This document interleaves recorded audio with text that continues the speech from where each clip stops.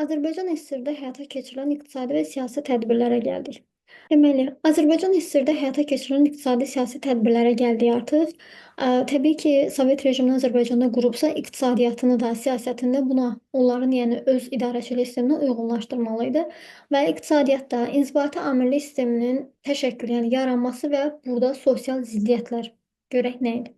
Azərbaycanda hakimiyyətini yayandan sonra bolşeviklər öz uğurlarını burada xüsusi islahatlarla möhkəmləndirməyə çalışırlar. Yəni idarəçilik sistemini möhkəmləndirmək istəyirlər.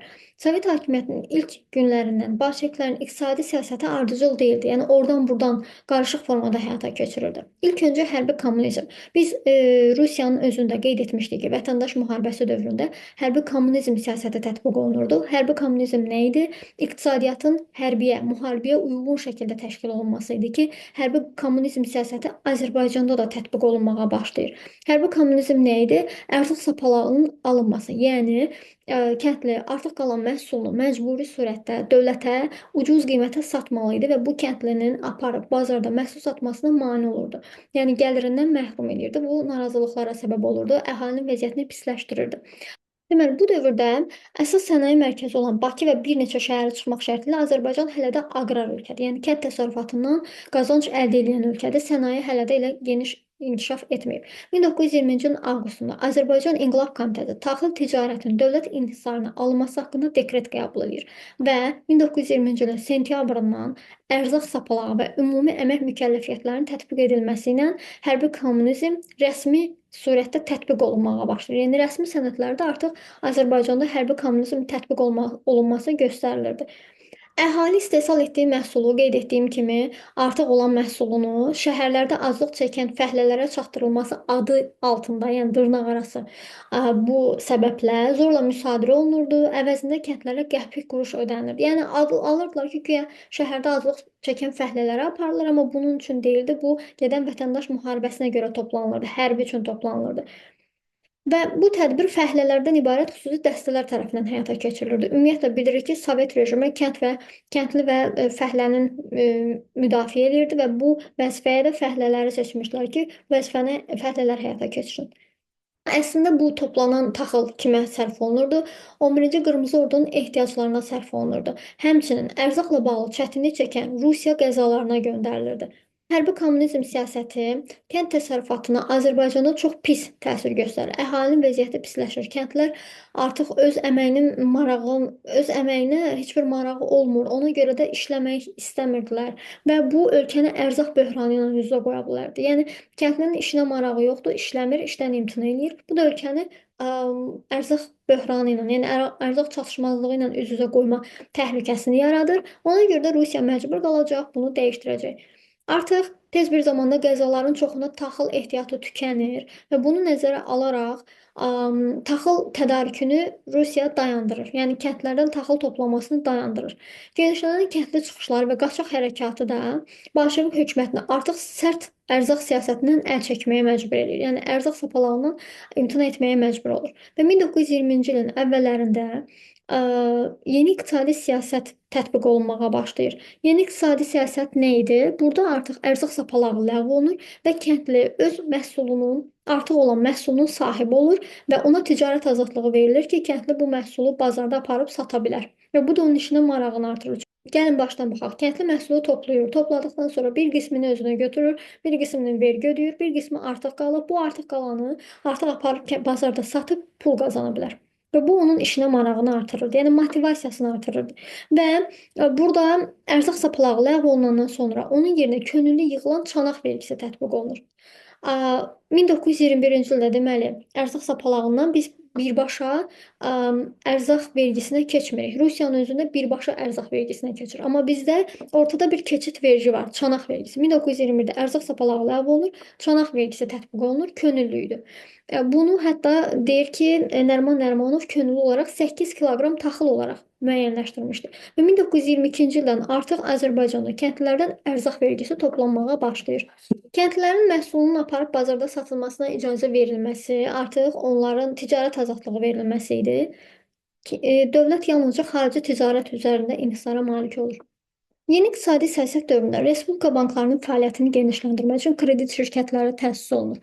Torpaqların və xırda sənaye müəssisələrinin icarəyə verilməsi, muzlu əməkdən istifadəyə icazə, kənd təsərrüfatının, sənayenin, ticarətin, maliyyə sahəsinin böhrandan çıxmasına, bazar iqtisadiyyatının inkişaf etməsinə, əmtəə mübadiləsinin canlanmasına səbəb olur və bazarın ilkin tələbat məhsullarla təmin edilməsinə də şərait yaradır. Yəni ki, bir sözlə yeni iqtisadi siyasət Sovet rejiminə biraz tərs bir rejimin, yəni icazə verirdi, azadlıq verirdi. Bazarda satmaq, ticarət azadlığı, müəssisə sahibi olmaq bu Sovetə tərs bir şeydir, amma bunu tətbiq eləyir 1921-ci ildən 25-ci ilə qədər və bu müsbət təsir göstərir. Və neft mədənləri elektrikləşdirilir, neft maşınqayırma müəssisələri inkişaf etdirilir.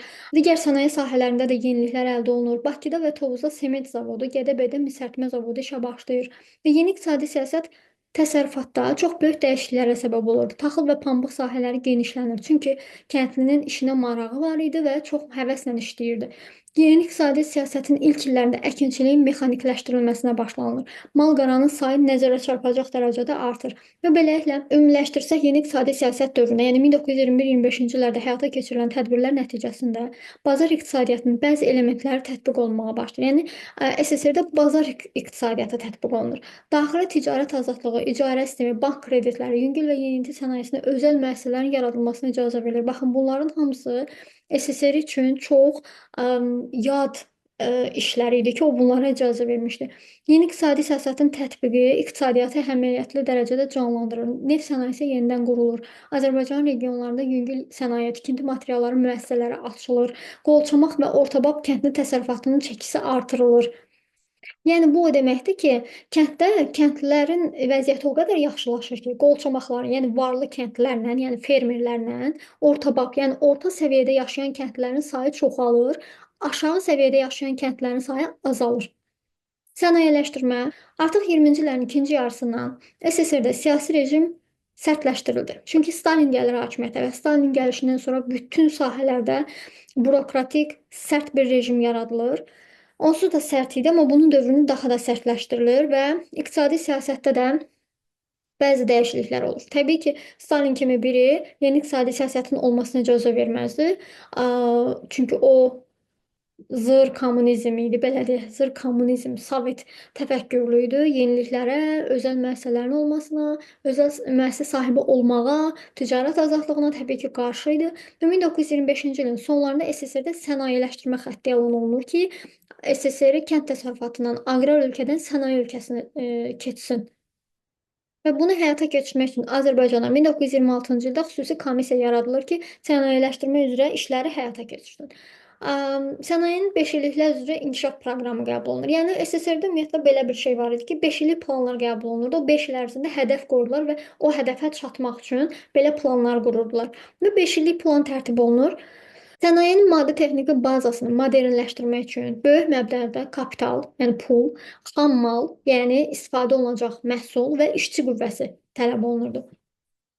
Xarici kapitaldan məhrum olan, xüsusi kapitalı isə sənayeyə buraxmaqdan ehtiyat edən Sovet hakimiyyəti ağır sənayenin digər sahələrdən gələn gəlirlər və kəndlərin açıq-aşkar talan edilməsi hesabına dirçəltməyə çalışırdı. Yəni xarici kapitalı qoymurdu ölkənin içinə daxil olsun, içəridən kəndləri talan eləyərək digər sahələri, hansı ki pul qoya bilmirdi, SSR-in öz gücü çatmırdı ora pul qoymağa, kəndləri, vergiləri artıraraq o sahələri inkişaf etdirməyə çalışırdı. Bu bazar münasibətlərinin ləğvinə, istehsalçının iqtisadi sərbəstliyinin alınmasına və kənd təsərrüfatı vəsaitlərinin sənaye axmasına səbəb olur. Yəni bu görülən işlər bazar münasibətini ləğv elədi. Artıq kəndli bazarda mal sata bilməz. İstehsalçının iqtisadi sərbəstliyini alır. Yəni artıq dövlətdən asılıdır. Sərbəstlik deyə bir şey yoxdur. Kənd təsərrüfatı və vəsaitləri sənayeye axır. Sənaye üçün işləyir. Beləliklə yeni iqtisadi siyasətin prinsiplərindən 1925-ci ildə imtina olunur.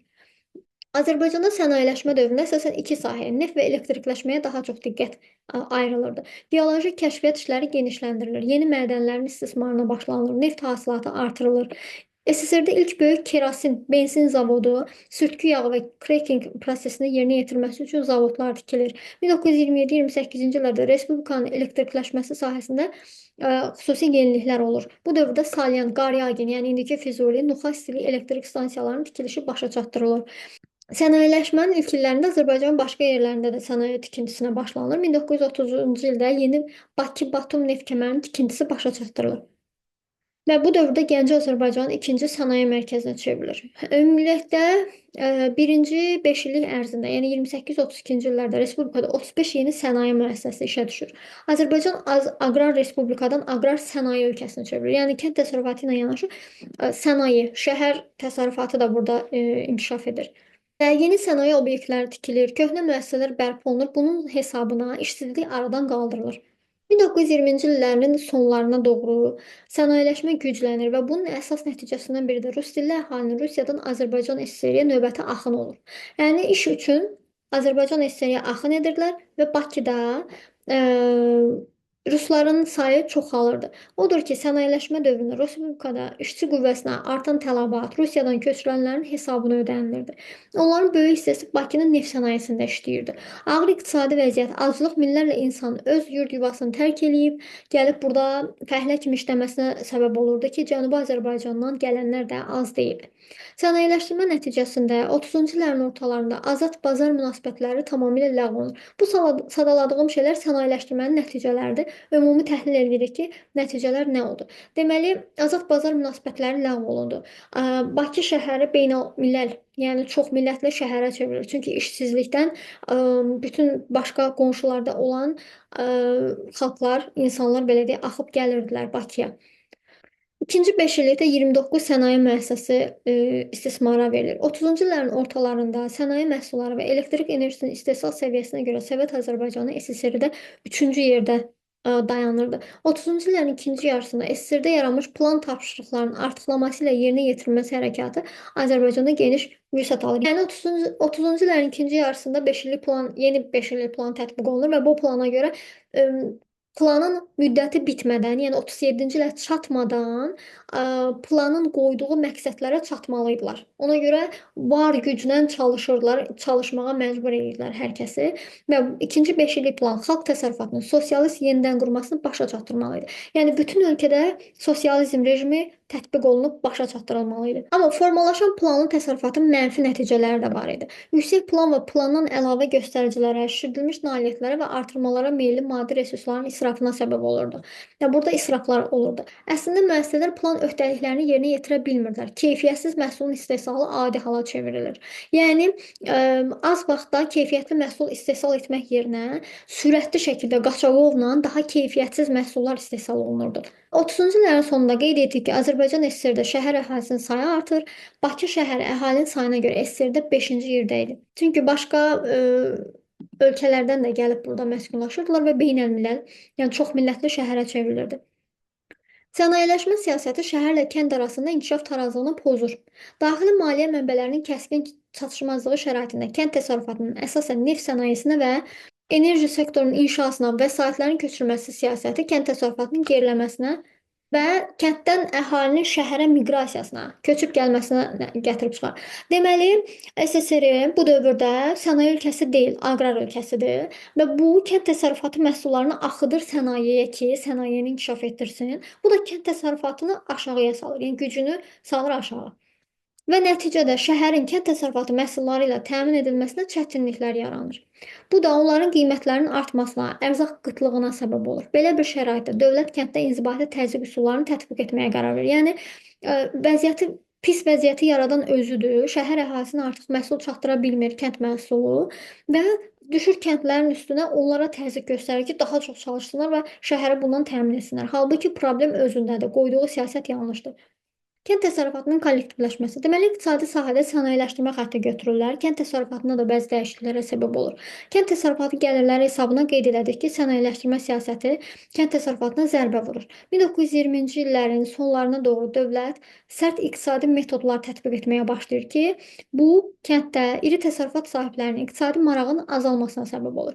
Onların mülkiyyətlərinin Sovet dövləti tərəfindən müsadirə edilməsi və qolçomaq təsərrüfatlarına ziyan vurur. Bu da öz növbəsində kənddə məhsuldarlığın azalmasına, istehsalın zəifləməsinə gətirib çıxarır. Deməli 20-ci illərin əvvəllərində Sovet hökuməti kollektivləşmə elan eləmişdi. Könüllü. Yəni deyir ki, könüllü olaraq kim istəyirsə kollektivləşməyə keçə bilər.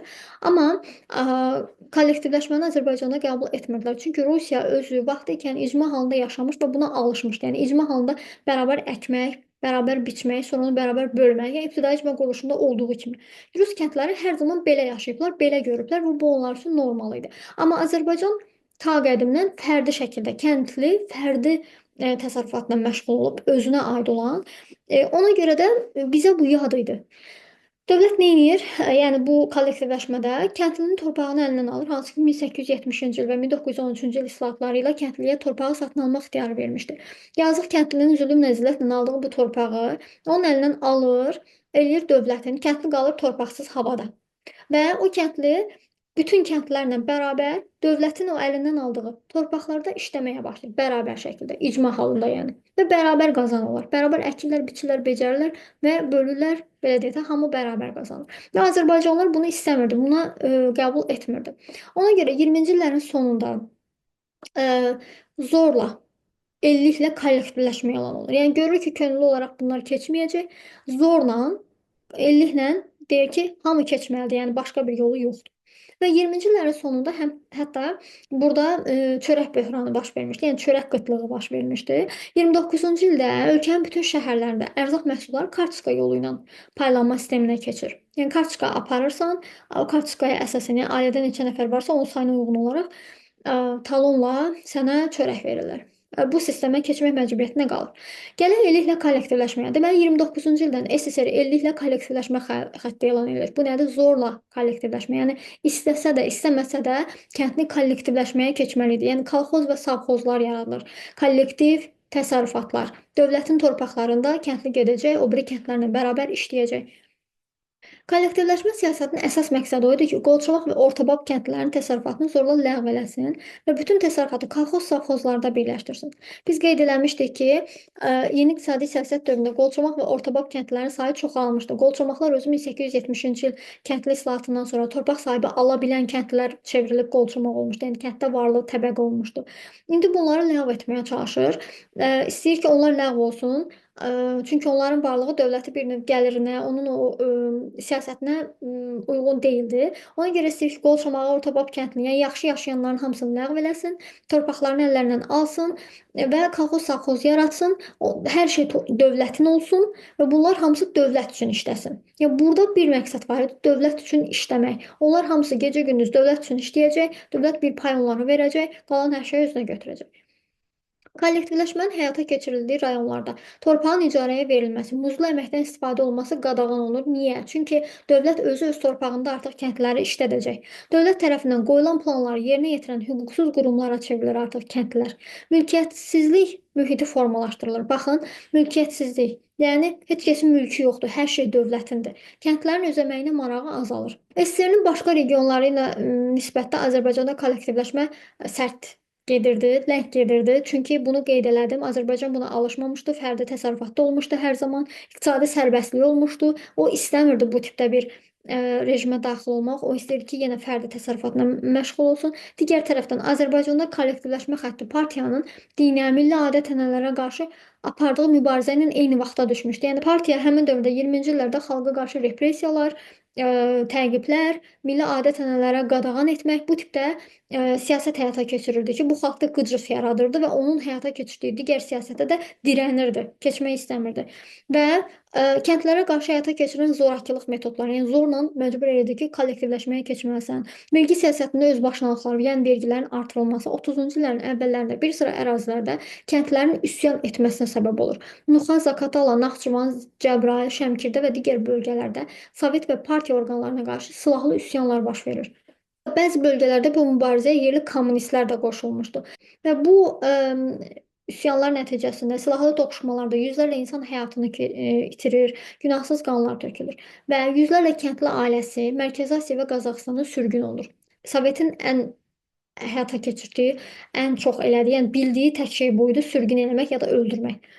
Minlərlə adamın əmlakı müsadirə olunur, əlindən alınır. Bəhanə idi, çox qəşəng və onların əmlakını əlindən aldı. Siyasi hüquqları əlindən alındı. Onsuz da yəni belə hüquqları yox idi. Özləri isə günahsız olaraq həbs cəzasına və güllələnməyə məhkum olundu. Artıq 36-cı ilin aprelində respublikada kəndli təsərrüfatının 85%-dən çoxu kolxozlarda birləşdirilir. Kollektivləşmə səviyyəsi pambıqçılıq rayonlarında daha yüksək idi.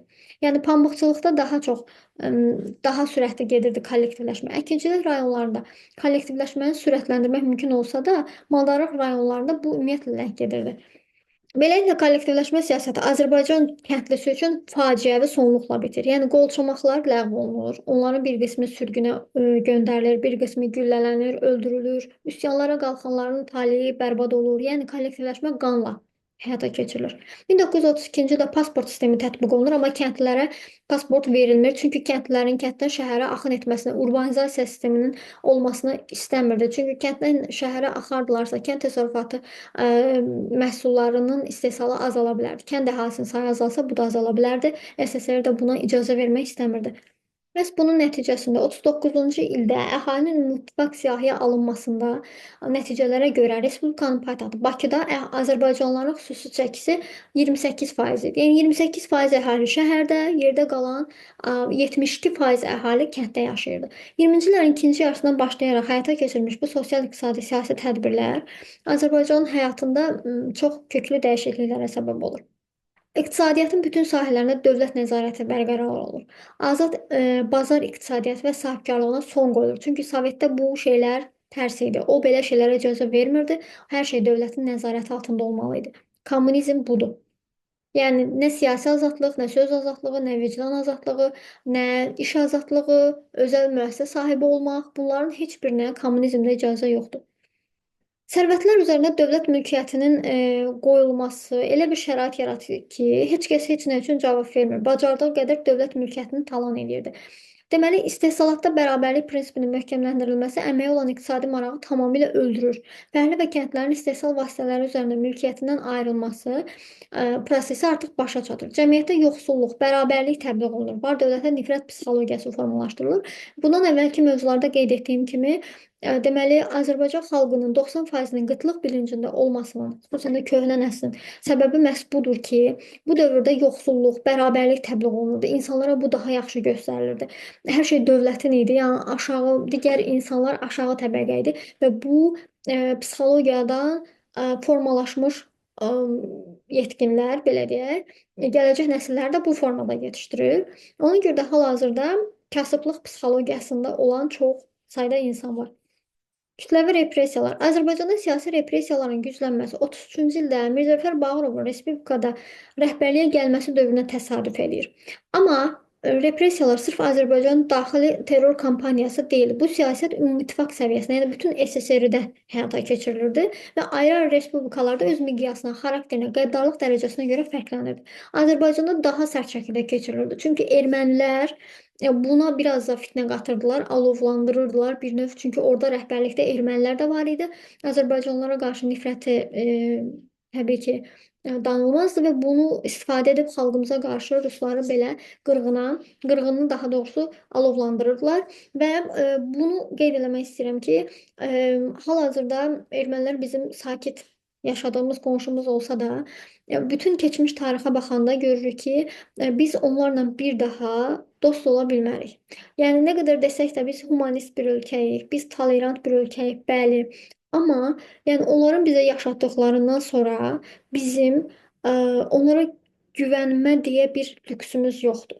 Çünki güvənərsə əgər eyni şeylər təkrar yenidən yaşaya bilərik. Ona görə də güvənməmək ən yaxşısıdır. 1934-cü ildə Leninqrad şəhər və vilayət partiya komitəsinin birinci katibi Kirov öldürülür və o öldürüldükdən sonra mərkəzə kütləvi repressiyalar həyata keçirilməyə başlayır və bu Azərbaycanda da keçirilir. Azərbaycanda repressiyaların ən qanlı mərhələsi 36-cı ilin ortalarından qiyamçı qrupların axtarışı ilə başlayır və 37-ci ildə ən şiddətli pik həddə çatır.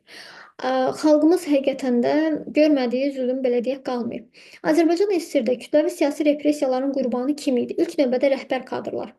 Hansılar ki, Xalq Cümhuriyyətində və digər yüksək vəzifələrdə rəhbərdə olmuş kadrlar idi ki, onlara repressiya edirlər. 1920-ci ilin fevralında Azərbaycanda Kommunist Partiyasının Mərkəzi Komitəsinin üzvləri seçilmiş və aprel işğalından sonra ilk hökumətin tərkibinə daxil olmuş Axundov, Qarayev, Əfəndiyev, Musabayev, Bunyadzadə, Hüseynov, Sultanov və başqa partiya rəhbərləri 37-ci ildə xalqa xəyanətdə, əks-inqilabi casusluq fəaliyyətində təqsirləndirilib öldürüldülər. Deməli, totalitar sistem ilk növbədə onu quranları yeməyə başladı. Baxın, bu nə deməkdir? Bu sadaladığımız şəxslər 1920-ci ilin fevralında Sovet hökuməti Azərbaycanda bolşevik rejimini qurub içərisini azərbaycanlılardan ibarət eləyəndə bu azərbaycanlılar həmin o bolşevik hökumətində Sovetə işləyənlər idi. Və Sovet hökuməti ilk olaraq repressiyalara onlarla başladı. İlk olaraq onları məhv elədi. Və ona görə deyilir ki, totalitar sistem ilk növbədə onu quranları yeməyə başladı. Əslində bu onların zaten xalqına olan xəyanətin belə deyək haqqı idi. SSRİ-də repressiyalar 37-ci ildə zirvəyə çatmışdı. Həbs olunanların sayı o qədər çox idi ki, onları tez bir zamanda adi məhkəmələr vasitəsilə mühakimə etmək mümkün olmur. 1937-ci ilin iyulunda yerlərdə Xalq Daxili Komissarlığı, prokurorluq və partiya orqanlarının nümayəndələrindən ibarət məhkəmədən kənar üçlüklər yaranır. Belə üçlüklər Azərbaycanda da yaradılır. Repressiyalar Moskvadan göndərilən siyahılar əsasında planlı şəkildə həyata keçirilir. Yəni Moskva orada planının artıq vərəqdə hazırlayırdı. Kimlər ki siyahıda var idi, onlar repressiya qurbanı olacaqdılar.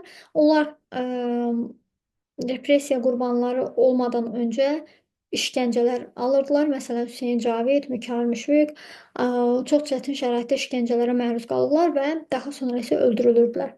37-38-ci illərdə keçirilmiş repressiyaların əsas qurbanları dedik ki, rəhbər kadrlar olur.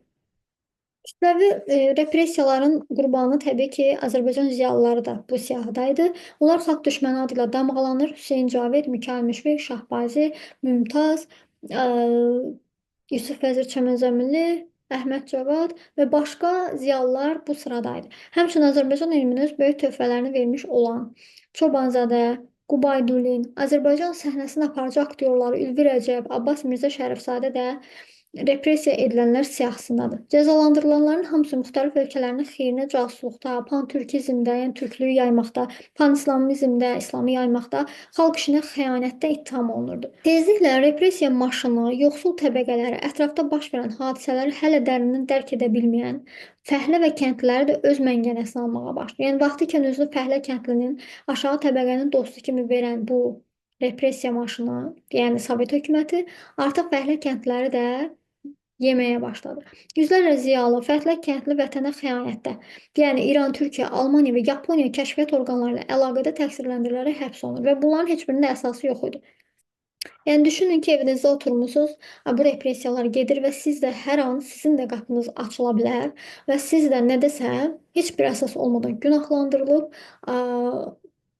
repressiya qurbanı olaraq götürülüb əllə-ayaqlı aparıla bilərsiniz. Yəni bu dövrdə insanların yaşadığı stres, həyəcan, qorxu, psixoloji durum bundan ibarət idi. Yəni başqa bir şey yox idi.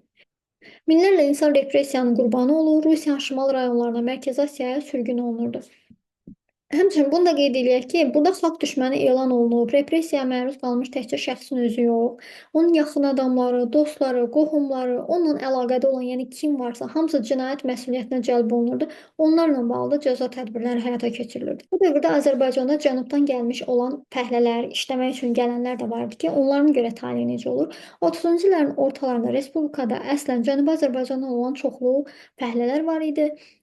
Onlar Sovet sərhədlərində Fars və İran təbəələri adlandırılırdılar və əksəriyyəti Sovetləşməyə qədərki dövrdə Şimali Azərbaycana köçmüşlər. Yəni Azərbaycan Sovetləşmədən öncə 1920-ci ilin aprelindən öncə köçüb bura gələnlər idi. 30-cu illərin ikinci yarısında SSRİ-də siyasi rejim sərtləşdiriləndə beynəlxalq vəziyyət, o cümlədən İranla münasibətlər kəskinləşir və artıq Cənublular rahat hədəf seçilərək şübhəli elementlər kateqoriyasına daxil edilirdilər.